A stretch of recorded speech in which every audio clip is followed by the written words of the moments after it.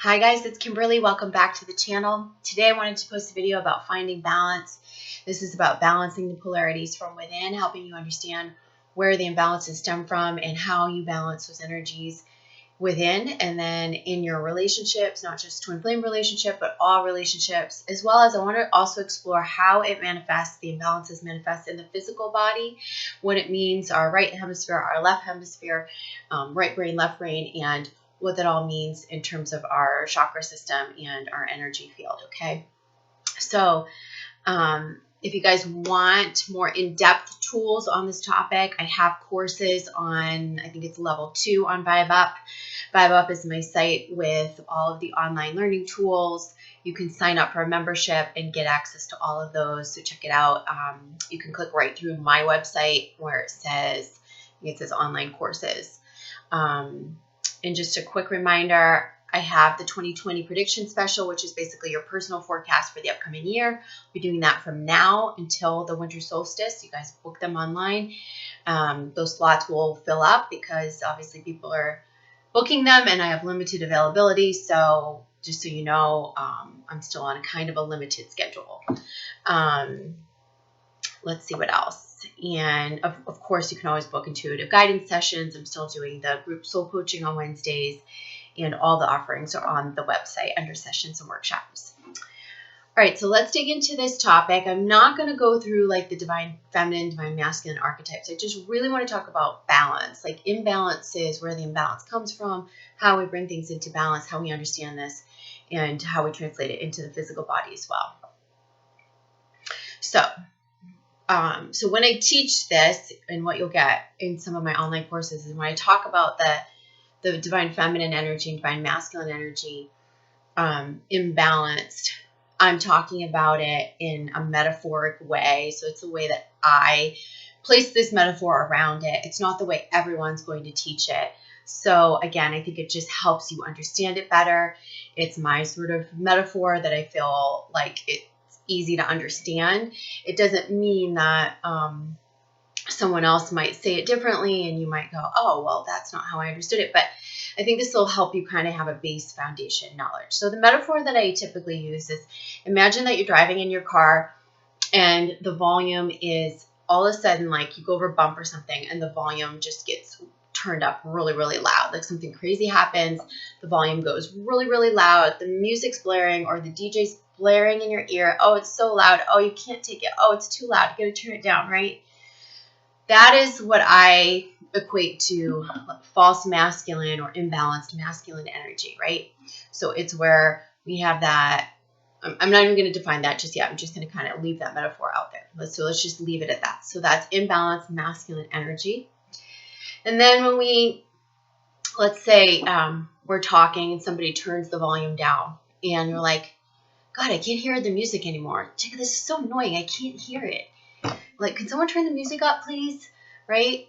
And that's sort of like what I call like a subdued feminine energy or imbalanced feminine energy, where the music is so muted, so turned down, we can't even hear it. And so when we think about having the polarities in balance, we really want the volume to be just right, right? So where we can hear it, it's audible, it's not blasting anyone out, it's not so quiet that we can't hear it. It's just right there in the middle, right? So let's talk about what that looks like. So in an imbalanced expression, masculine energy can look oppressive. It can look forceful. It can be manipulative, aggressive, right? Overly aggressive versus assertive. It can be angry, hostile, and deceptive. It can be any gamut of those sort of emotions and characteristics, okay? So when it's turned up in that imbalanced masculine energy, we're getting a lot of force, it's like forceful, it's too much, it's pushy, it's manipulative, it's deceptive, it's angry, it's hostility, it's all of those things. People get confused because in a lot of teaching modules, a lot of things that you see online, they're going to show you imbalanced masculine possessing some of the imbalanced feminine traits. but that's not necessarily true. It's not saying that a masculine or that anyone's masculine energy can't go into a subdued feminine. It can, but let me clarify that a little bit. So what does an imbalanced feminine energy look like?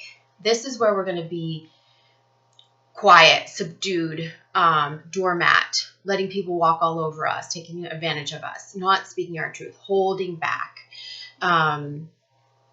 submissive, subservient, passive, right? But passive not in a good way, not in like an allowing, just being receptive way, passive in like a bad, like doormat way, right?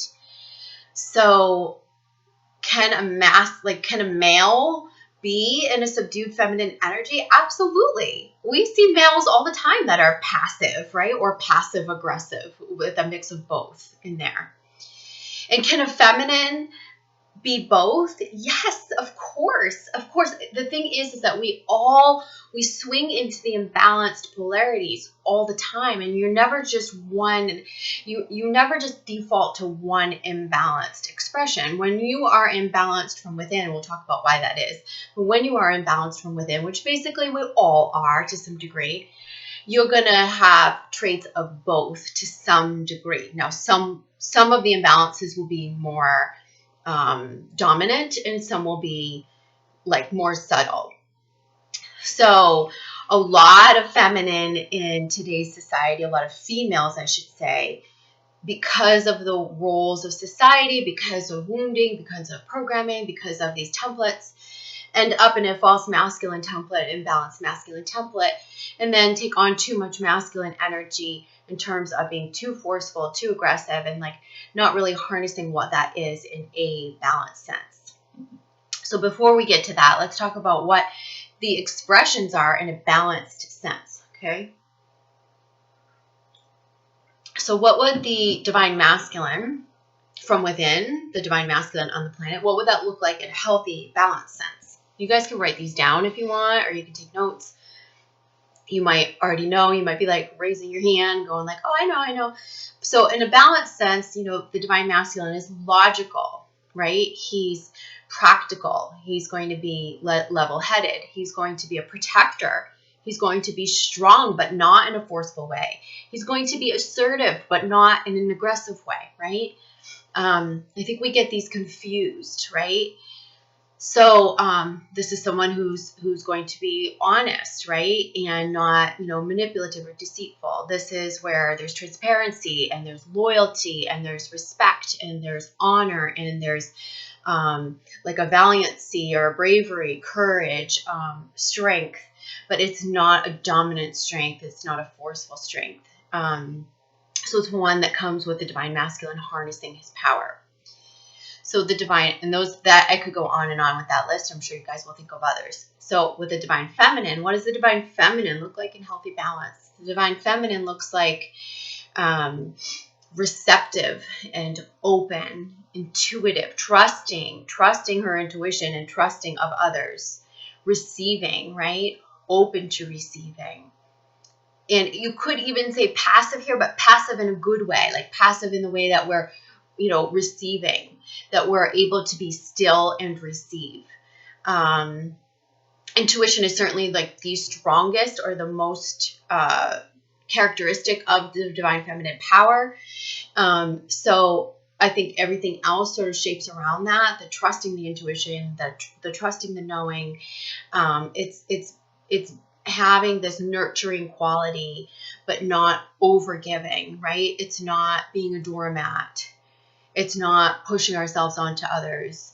It's, so it's this nurturing quality, it's openness, it's receiving, it's intuitive, receptive, able to receive, and with the masculine too, masculine quality is giving. Masculine is typically the giver, right? Or the asserter. So what is a normal person in healthy balance? Well, a normal person in healthy balance could be any sort of combination of these expressions. You could be 50-50, you could be 30-70, you could be 20-80. It doesn't really matter what your dominant expression is as long as you are in balance, right? So if you have a lot of health, like if you have a healthy sense of masculine energy developed and you lead with that, but it's in healthy balance, and you also have a healthy feminine there in the background helping you out all the time, or, working together with that masculine side, then there's nothing wrong with it, right? Same thing, if you have a really strong sense of intuition, really strong emotional side, intuitive side, and you also know how to get things done, and you can assert when you need to, and you don't have a problem with that, that's a healthy relationship. That's a healthy balance from within. Problem is that most of us are pretty healthy in our normal day-to-day lives. Not everyone. We all struggle in certain areas, right? But for the most part, these imbalances come out when, you guys know, when we get triggered. So when the wound is triggered, when the subconscious wound is triggered. So why are we in imbalanced expression in the first place? We're in a balanced expression because we're in a state of fear. So sometimes when I, teach this, people ask, well, fear, isn't that like I don't have many fears, people say. I don't have those phobias or those fears. Like, fear isn't necessarily a phobia. Fear is anything that is not love. So, there's two states of being. There's fear and love. And so you can't be in two places at once. You just can't. So in any given moment, you're either in one or the other. You're never in both. And so most of us carry around the fear programming or fear woundings, subconsciously at least. And anything under the fear category could be like not just phobias and literal like, oh, I'm afraid of this, but it could be worry, doubt, insecurity. That is all under fear, right? Those are all like fear-based beliefs, fear emotions, fear. It's all fear. So when we talk about fear, that's what I'm talking about. So when you're in a state of love, you're in a state of trust. There is no worry. You're in the present moment. You're in a state of trust. You're trusting in the divine timing. You're trusting in the now. You're confident. You're not doubting yourself. You're open to others. You're receiving, and you're able to be in a balanced expression of these polarities, okay, and in your power. So what separates us from our power centers is fear. So it's not necessarily phobias, but it's the things that happened to us when we were younger that kind of stayed with us, patterns that we repeated, programming, templates that we were sort of born into. And, the roots for our fear, I always say, you guys, ancestral programming, societal programming, our inner child wounds, which is the biggest one, the past life karma that we bring forward and we recreate in this lifetime. And so it's like programming, inner child wounds, past life stuff, ancestral stuff. So all of that creates the core or the core wounding, the core beliefs that we bring along that send us into these false expressions or these imbalanced expressions. So, so dissolving that fear at the root, understanding it, bringing up the awareness around it, shining the light on it, that's going to help you come into the balanced expression. But it's not the only thing that's going to help you. You need a couple of things. So you need the understanding of the root. You need the emotional healing around that root. If there was a belief, core belief that formed of, I am not loved, I'm not lovable, or other people do not like me, I do not fit in, I feel rejected. These beliefs we carry with us, and then they dominate our behaviors and how we express, right? So, for example, in like the twin flame dynamics, a lot of times we see the runner chaser, right? And this is all because of this imbalance of masculine and feminine energies. If both of the twins or both people in any relationship were totally balanced, you wouldn't see this this sort of tug of war and push-pull that we see, especially in twin flame dynamics. So this is a mirror effect to call those energies into harmony, to call them into balance. And it's almost like an alchemy. It's like a friction, right, to get things polished. So in order to get it all polished and shiny and new and transmuted, we need to agitate it, right? We need to trigger it. So it's like how the twin flame triggers us is how we get that snapshot of those rough edges and that rough stuff within ourselves. And then there has to come that moment of light that we go, oh, okay, I need to look within about how to resolve this within myself. I can't fix the twins' imbalanced expression, but I can work on my own. Yeah. So again, a lot of these tools I have outlaid for you on Vibe Up. So it's vibup.com, or you can just link to it right through my website, spiritualmaterialgirl.com. Just click on online courses. All of level 1 is about clearing and healing the root. And it's not something that happens overnight. We do this in layers. We do this when we're ready. Not everybody's ready for that. A lot of you haven't done a lot of this work. Maybe you've done it. You didn't have the right tools. You might still need some tools. And I always say we need to kind of scrape the bottom of the barrel and get everything illuminated. It's that awareness that we bring forth. And the part 2 of finding that alignment and getting these energies in balance within ourselves is just really it's self-discovery. It's a whole practice of self-discovery. So you might be saying, okay, well, all right, so let's just imagine that you have, been triggered in a twin flame dynamic. You've got a twin who runs, maybe you're the chaser or vice versa. And there's been enough friction or enough triggering that you're looking within yourself now. And you're saying, okay, you're not looking at the twin saying, oh, well, he or she needs to do this, or they came from a wounded family and I feel bad for them. It's, you've got to align your energy with yourself. If there's something you're seeing in that mirror, then there's something within that needs to be healed. That's like the number one. When people come to coaching with me or even intuitive guidance sessions, the number one thing I see or hear is that people are talking about fixing the other person, helping the other person. How do I help the other person? And I look at them and I say, how do you help yourself? Why are you not spending that same energy fixing the root within you, right? Like this is avoidance basically when we do this. We're avoiding ourselves, we're leaving ourselves. And this comes from usually very early programming in which we separate from ourselves.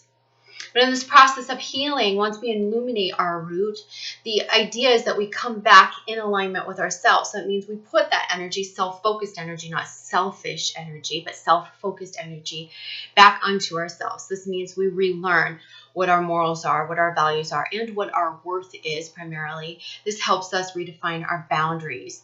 This helps us, we look at who we admire. We look at the archetypes. We see what we're admiring, where there's resonance of things or qualities or people that we admire, that we want to step more fully into, that we can begin to practice and embody. And then it becomes a practice of following our passions and things that we love to do. And it's basically those two things in tandem, the illumination of where all the stuff stems from, this owning our pain, and then this, understanding too, what the roots are, ancestral, past life, this life, all of that.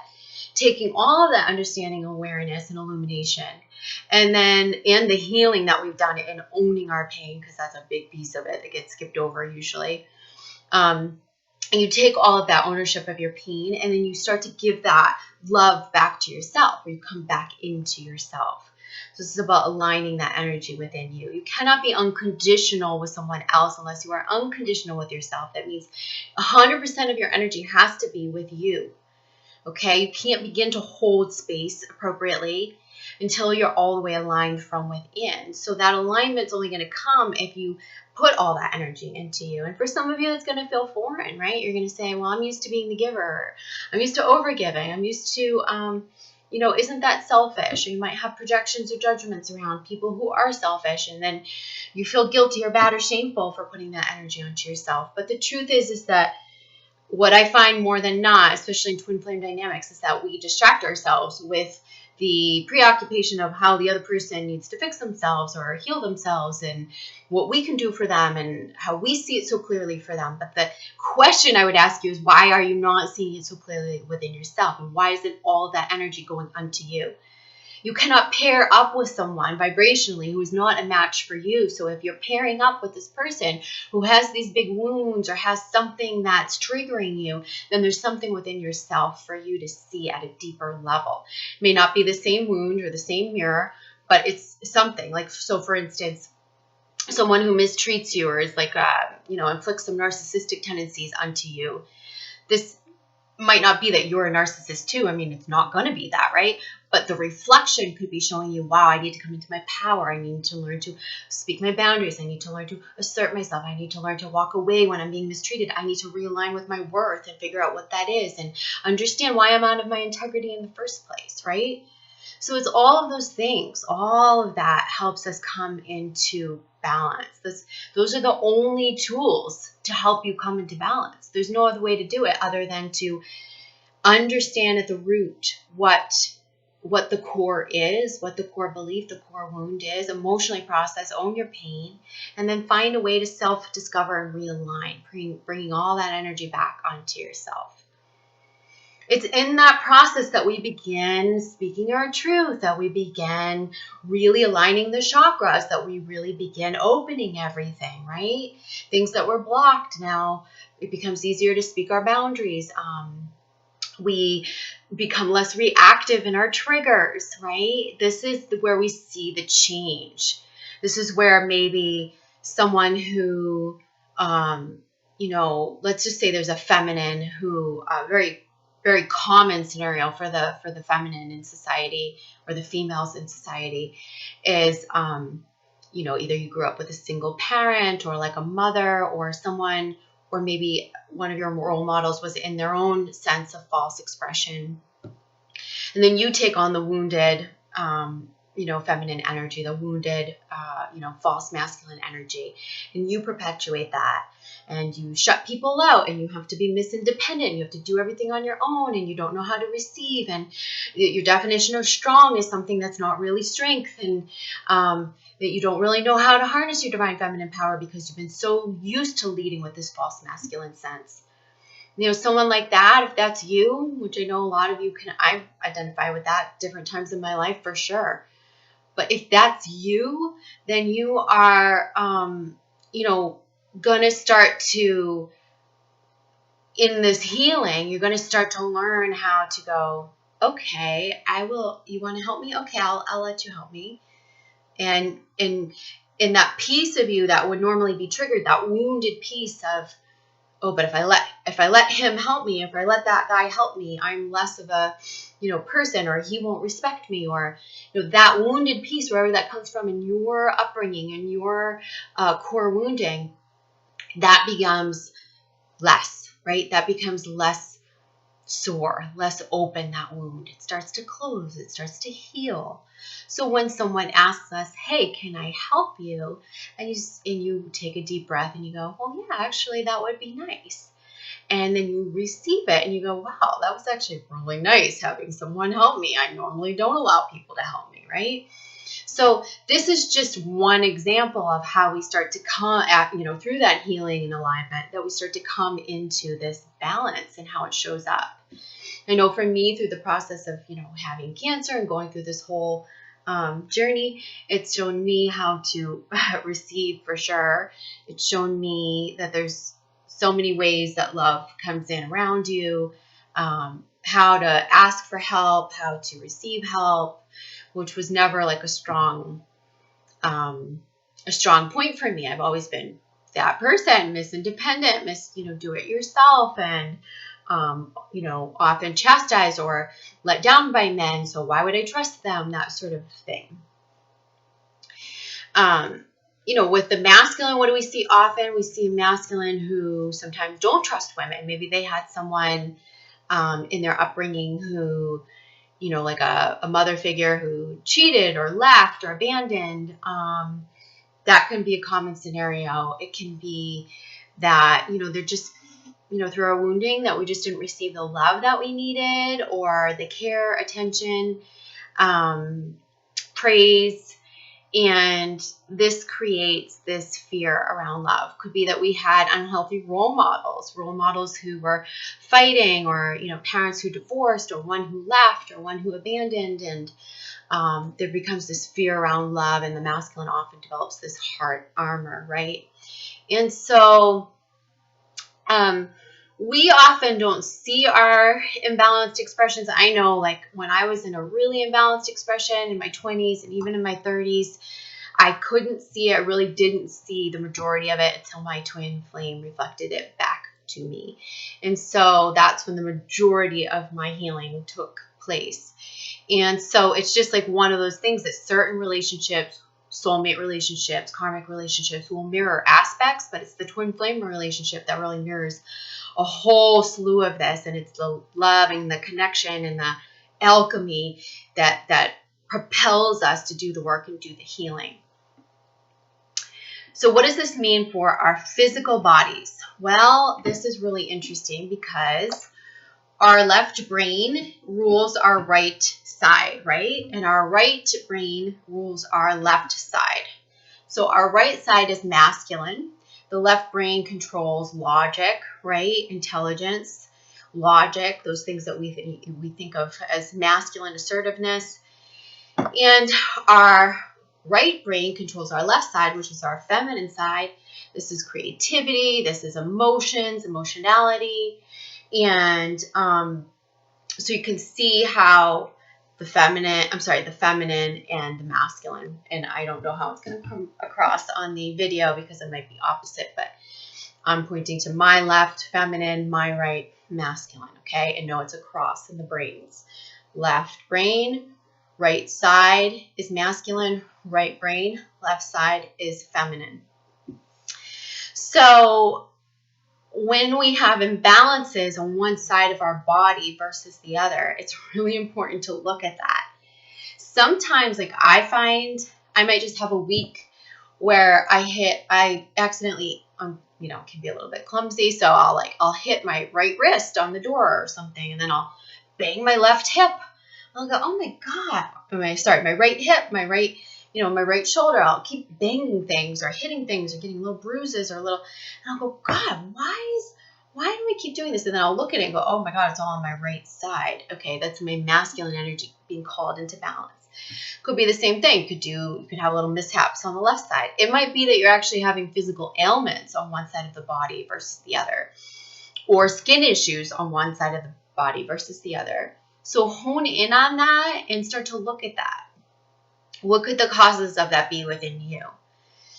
For imbalanced expression, like for our feminine side to have these manifestations of physical ailment or any sort of issue that is physical or physically manifesting.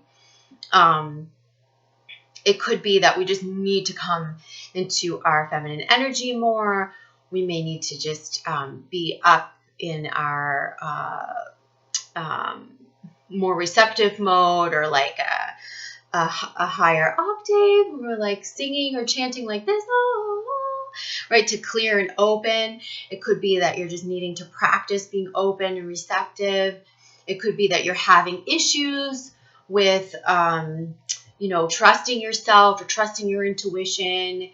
So all of those things are being called into balance when we see those physical things manifest on our left side. On the right side, when we have the masculine imbalances and we're seeing it in the physical body, it could be that we spent too much time in our false masculine energy, right? It could be that we have issues with masculine energy in our life that need to be healed. It could be that we are needing to invite a masculine energy into our life to find that balance within ourselves. Maybe some of you have taken on that single mother role or that single girl role, and it's become too dominant, and this is why you're having physical imbalances. So this might be like, okay, feminine and masculine side work together, masculine side calm down, relax, and let's invite in a healthy masculine to balance those energies as well, right? So it might be that you need to create space in your life for different energies to help you come into balance. But I also think it's about you balancing the two sides of yourself and looking at why you're imbalanced in the first place. And again, like when these physical things show up, they can show up in a variety of ways. It could be bruises, it could be skin issues, it could be physical ailments. I mean, I'm having most of my cancer stuff is popping up on the right side of my body. So I have a lymph node here. I now have a lymph node here. I have What else? I'm doing my mistletoe therapy on the right side as well, which I didn't even realize. That was like just kind of a weird intuitive thing. And so, that's calling my attention there to my imbalanced masculine, or this need to invite like a masculine energy in healthy balance. And the needing to work with the two sides of myself from within, needing to work together to find the balance, right? So when we look, you can see the swelling over here versus here. When we look at that, we could say, okay, now if I could just replicate what's happening over here, there's more balance over here. Yeah? And, I have this swollen lymph node here. Oh, I don't have it over here. There's more balance over here. I'm more in my feminine energy here. So what's going on in this masculine side? What's the imbalance? What's the problem over here? How can I get these two energies to work together, to balance out, to replicate, right, in a balanced way? So that there's no replication of the disease or of the ailment, but that there's a replication of the health and the balance, yeah? What else? There's so much to cover on this topic. This is why I'm flying through it. I know it's probably not enough, and it's probably not, everything that you need or all the questions that you have. But if you have questions, ask them in the comments below. Or like I said, check out my online courses. When it comes to these relationships, I think the key to harmonization is about doing this work from within yourself so you can show up to the table less triggered and less reactive, and more able to harness that true expression, that balanced expression. It's only the reactivity and the triggers that send us into that false expression or imbalanced expression. And the key to the harmonization is, we're not all perfect. It's not saying that you're never going to get triggered, but the key to practicing this truth, speaking your truth, being in your authentic expression, and being in alignment with yourself is, like I said, it's that going within, healing the roots of your fear, practicing alignment, and then just practicing. It takes practice. It's not something, when we've been out of balance or we've been out of our true expression in any way, it's not something that we get good at overnight, and it's not something that we get good at when there's high risk stakes. I always say, when you first start to practice the alignment, practice it with acquaintances, with people where there's less at risk. That way it's not so hard. It's easier to go, oh, that went well. Oh yeah, I did that good, or I tried that quality on good. And whereas if you're sitting across from someone who there's a lot at stake, there's a lot emotionally riding on it, and this is maybe someone who triggers you a lot, like a mom or a dad or a twin flame, it's going to be harder to stay in alignment to even get the practice on, right? So we want you to get your practice on. Start practicing. Like I said, tools online for you on my online courses. Don't forget to book your readings and all of that. I love you guys, and I'll see you soon. Mwah. Thanks for tuning in. Bye.